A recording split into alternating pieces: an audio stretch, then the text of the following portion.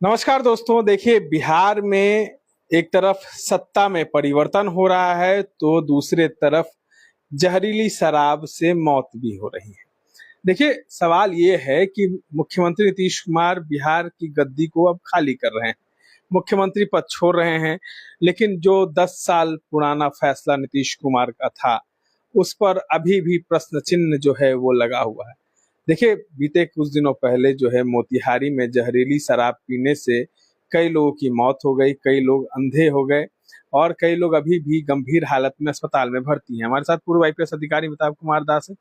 Sir, Nitish Kumar ने आज ही के माह में, आज से 10 साल पहले, एक शराबबंदी का फैसला महिलाओं के कहने पर लिया और लेकिन वो फैसला अब तक जो है वो सफल नहीं हो सका।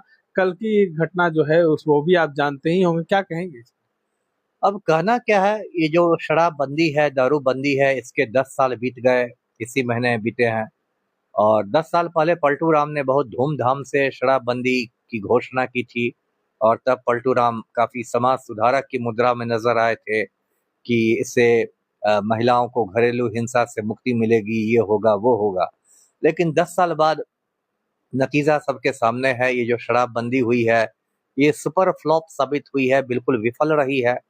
और जो भी उद्देश्य इसके थे, उसमें किसी भी उद्देश्य की प्राप्ति नहीं हुई है। अब एक तो ये हो गया बिहार का कि हर साल 20,000 करोड़ रुपए का राजस्व का नुकसान हो रहा है बिहार को। और ये छोटी रकम नहीं है। यदि आप इसको सोचे कि बिहार भारत का सबसे गरीब राज्य है, तो 20,000 करोड़ रुपया कोई मामूली राशि नहीं है। दूसरा बहुत बड़ा नुकसान क्या हुआ है कि पूरे बिहार में एक शराब माफिया का उदय हो गया है। और जो भ्रष्ट पुलिस अधिकारी हैं, भ्रष्ट पुलिसकर्मी हैं, वो शराब माफिया के साथ मिलकर बिल्कुल आप कह सकते हैं चांदी काट रहे हैं। और एक शराब माफिया फल फूल रहा है।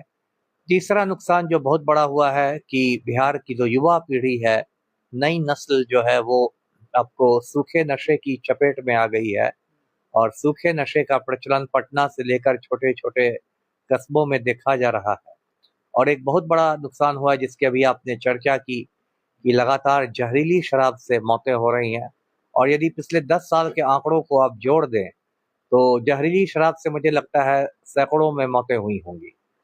और इसलिए मौतें होती हैं क्योंकि जो पैसे वाले लोग हैं, वो तो महंगी ब्रांड की भी शराब खरीद लेते हैं, उसमें कम से कम तुरंत मौत नहीं होती है। जी। लेकिन जो गरीब लोग हैं, जब उनको शराब की तलब लगती है, तो वो जैसा है तैसा इधर उधर की घटिया क्वालिटी की शराब पी लेते हैं। उसमें उनकी आंख की रोशनी चली जाती है, या जान से हाथ धोना पड़ जाता है। और पूरा का पूरा परिवार उजड़ जाता है, जैसी अभी घटना आपको पूर्वी चंपारण जिले से आ रही है। और इसमें कुछ लोगों को बलि का बकरा बनाया जाता है, जैसे यही कांड जो हुआ है, उसमें एक चौकीदार को गिरफ्तार कर लिया गया है। तो कुछ निरीह प्राणियों को बलि का बकरा बनाया जाता है। लेकिन जो बड़े बड़े घड़ियाल हैं, बड़े बड़े मगरमच्छ हैं शराब माफिया के, उन पर कोई एक्शन नहीं होता, क्योंकि उनकी पैठ जो है वो सत्ता के गलियारों में है। तो ये बहुत दुर्भाग्यपूर्ण है। इसलिए अब मुझे लगता है शराब माफिया और ये सबको खत्म करने के लिए शराबबंदी को समाप्त करने का नीतीश समय आ गया कुमार है। के सामने ऐसे कई सवाल खड़े हुए, कई बार जो है लोगों की मौत हुई, लेकिन उसके बावजूद भी नीतीश कुमार ने इसको बदलने का फैसला नहीं लिया। अब एक तो शायद ये वजह हो सकती है कि पलटू राम ने जिद पकड़ ली हो कि मैंने खुद शराबबंदी लाई है, तो उसको खत्म कैसे करें। क्योंकि शराबबंदी को खत्म करने का मतलब है कि आप अपने अपने विफलता मान ली, आपने स्वीकार कर लिया कि फेल हो गई शराबबंदी।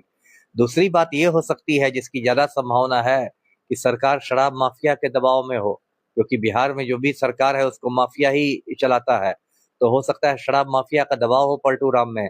क्योंकि यदि शराब खुले में बिक्री होने लगेगी तो फिर तस्करी क्या होगी, तो उसका भी दबाव हो सकता है। शराबबंदी से कहा गया था कि महिलाओं की सुरक्षा होगी, लेकिन शराबबंदी हुई, महिला सुरक्षित नहीं है। बिहार में है वो, देश में बात करें तो लगातार जो तस्वीर निकल कर सामने आती है, बिहार की तस्वीर निकल के सामने आती है। नीट छात्रा हो, सारण की घटना हो, या कुछ दिनों पहले की घटना हो, अभी नालंदा की घटना नालंदा की हुई। घटना। नहीं नहीं, देखिए ये बात तो सही है। बिहार में तो महिलाएं बिल्कुल सुरक्षित नहीं है। और अभी नालंदा से एक दिल दहलाने वाला वीडियो वायरल हुआ है, नूरसराय थाना क्षेत्र का है।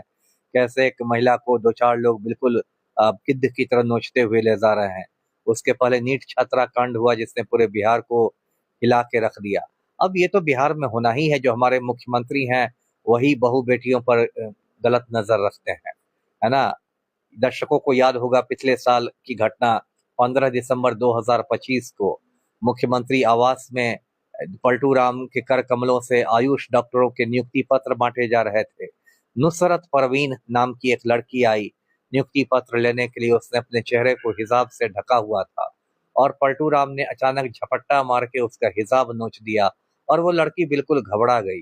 ये एक क्राइम है और भारत के कानून में इसके लिए 5 साल की कैद का प्रावधान है। सिर्फ बिहार की बात करें और देशों की बात करें तो प्रधानमंत्री नरेंद्र मोदी भी महिलाओं के ऊपर अत्याचार होते हैं लेकिन वो चुप रहते हैं। लगातार जो है महंगाई बढ़ती जा रही है, गैस की किल्लत जो है वो देखने को मिल रही है, लेकिन प्रधानमंत्री जो 56 इंच का सीना लेके चलते थे, वो सीना में क्या गैस भरा हुआ है या सिकुड़ गया? नहीं, 56 इंच का सीना तो कभी नहीं था। अब तो नरेंद्र मोदी सरेंडर मोदी बन गए हैं और डोनाल्ड ट्रंप के आज्ञाकारी चपरासी बने हुए हैं या गौतम अडानी के आज्ञाकारी चपरासी बने हुए हैं। देश में पूरा मतलब हाहाकार की स्थिति है और जब देखिए पूरा हिंदुस्तान लाइन में ही लगा रहता है। कुछ साल पहले हिंदुस्तान जो था वो आपको नोटबंदी के बाद लाइन में लगा हुआ था। फिर कोरोना की महामारी आई तो हिंदुस्तान ऑक्सीजन सिलेंडर के लिए लाइन में लगा हुआ था। आजकल गैस सिलेंडर के लिए लाइन में लगा हुआ है और यदि ईरान का युद्ध और लंबा चल गया तो और भी आने वाले दिन मतलब और भी कट होने वाले हैं। कहते थे ना, मैं देश को नहीं बिकने दूंगा, मैं देश को नहीं झुकने दूंगा। नहीं, ये सब देखिए हाथी के दांत खाने के और होते हैं, दिखाने के और होते हैं। नरेंद्र मोदी के नेतृत्व में जो गुजराती गिरोह काम कर रहा है उसने पूरे हिंदुस्तान को लूट लिया है। ऐसे हिंदुस्तान में 142 करोड़ लोग हैं लेकिन आज की तारीख में सिर्फ 4 गुजराती उसको चला रहे हैं। हम दो हमारे दो की सरकार है। 2 गुजराती देश को बेचते हैं, 2 गुजराती देश को खरीदते हैं। देश को बेचने वाले गुजराती हैं नरेंद्र मोदी और अमित शाह, देश को खरीदने वाले गुजराती हैं मुकेश अंबानी और गौतम अडानी। तो यही 4 गुजराती मिलकर पूरे देश को लूट रहे हैं और देखिए क्या स्थिति आ गई है। जितने भी वादे मोदी ने किए थे 2014 में, एक भी वादा पूरा तो नहीं हुआ, है ना। उन्होंने कहा था कि 100 दिन में देश का काला धन आ जाएगा विदेश से, वो नहीं आ सका। उन्होंने कहा था कि हर हिंदुस्तानी के बैंक अकाउंट में 15-15 लाख रुपए आ जाएंगे, वो जुमला साबित हुआ। उन्होंने कहा कि हर साल 2 करोड़ लोगों को नौकरियां दी जाएंगी, अब कहते हैं कि पकौड़े तलना भी रोजगार है। उन्होंने कहा था कि 100 स्मार्ट सिटीज बनेंगे, वो नहीं बना। बुलेट ट्रेन चलेगी, बुलेट ट्रेन नहीं चली। तो सिर्फ जुमलेबाजी और हवाबाजी से ये सरकार चल रही है। एक सवाल है कि लोग कहते हैं ना कि देश में महिला सुरक्षित नहीं है, लेकिन विपक्ष के नेता को टपोरी कहा जाता है। सत्ता में है भारतीय जनता पार्टी, प्रधानमंत्री है मोदी, लेकिन टपोरी राहुल गांधी को कहा जा अब किसने कहा टपोरी? एक पागल औरत ने कहा है, कंगना रनौत ने कहा है, जिसका दिमाग ही खराब है। जैसे कंगना रनौत तो आप जानते हैं फिल्म अभिनेत्री हैं, भाजपा की सांसद भी हैं और दिमाग से बिल्कुल पागल है। उन्होंने तो कुछ साल पहले ये कहा था कि भारत 2014 में आजाद हुआ जब मोदी जी प्रधानमंत्री हुए और 1947 की जो आजादी थी वो झूठी थी। बताइए ऐसी बात तो कोई पागल व्यक्ति कर सकता है? क्योंकि यदि सन 47 की आजादी झूठी थी तो आप सारे स्वाधीनता सेनानियों का अपमान कर रहे हैं, सभी शहीदों का आप अपमान कर रही हैं। तो कंगना रनौत जब किसान आंदोलन चला तो उन्होंने कहा कि महिलाएं धरना पर बैठती है 500-500 रुपए लेकर, इस वजह से चंडीगढ़ हवाई अड्डे पर कंगना रनौत की पिटाई भी हो गई थी। कुलविंदर कौर ने उसको पीट भी दिया था। अब कंगना रनौत कह रही है कि राहुल गांधी टपोरी के जैसा दिखते हैं और उनकी उपस्थिति में महिलाएं असहज हो जाती हैं। बताइए राहुल गांधी इतने संभ्रांत व्यक्ति हैं, सभ्य व्यक्ति हैं, इतना पढ़े लिखे व्यक्ति हैं, खानदानी आदमी हैं, वो क्यों टपोरी लगेंगे? तो जिसने कहा है उसको पहले अपने गिरेबान में झांकना चाहिए। जी चलिए, तमाम चीजों को सुन रहे थे। देखिए, फेसबुक लाइव पर हम जुड़े हुए थे और पूर्व आईपीएस अधिकारी तमाम मुद्दे पर अपनी बात को रख रहे थे। कैसा लगा आपको? कमेंट करके जरूर बताइए।